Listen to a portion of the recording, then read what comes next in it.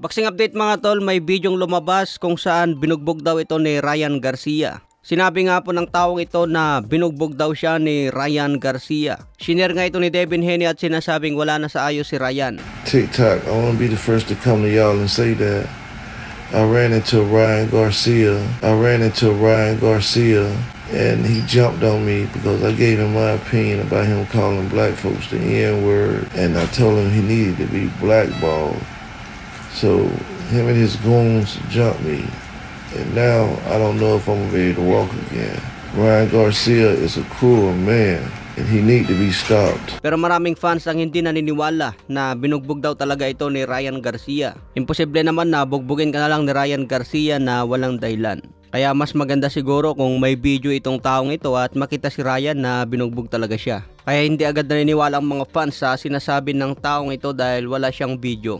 Okay mga tol, sa ibang banda naman, unang tumalo kay Lomachenko na si Orlando Salido. Masama nga po ang nangyari sa kanya dahil bumangga ang kanyang sasakyan sa isang bahay. So makikita nga po dito sa picture, wasak na wasak yung bahay na binangga ni Orlando Salido. Ang masaklap dito mga tol, may isang taong namatay sa pagbangga ni Orlando Salido. Sabi nga dito sa report, a man has died from the incident and a woman is injured, while Salido is also in a serious condition. So isang lalaki nga po ang nasawi at isang babae naman ang na-injured sa aksidenteng ito. Mabilis yung pagpatakbo ni Orlando Salido dito dahil makikitang wasak na wasak yung bahay.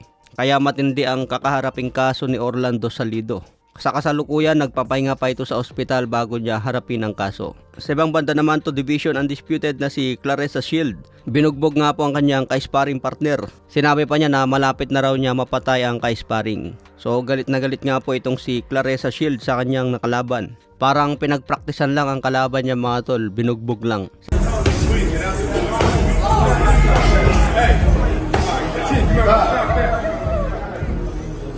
What the fuck is that? She can't walk her fist up, she said. Sa ibang banda naman, isang Pinoy ang nagpakitang gilas sa Japan. Tinalo niyang isang Japanese prospect sa pamamagitan ng knockout sa round 1. Ito nga po si Michael Kasama, may kartadang 10 wins, 10 KOs, may 2 talo. May edad ito na 23 at pinopromote ng Sanman Promotion. Tinalo po niya si Kota Koneko na may kartadang 5 wins, 4 KOs, may 1 talo. So nabinyagan ng Japanese fighter na ito dahil natikman niya ang lakas ng Pinoy. So matapos tamaan ng ligaw na left hook, nagrogi na itong Japanese. Matapos magrogi, nawalan ng balanse kaya niratratan na ng sunod-sunod na suntok. So hindi na nakaporma itong Japanese dahil pinaulanan na ng malalakas na suntok hanggang na corner.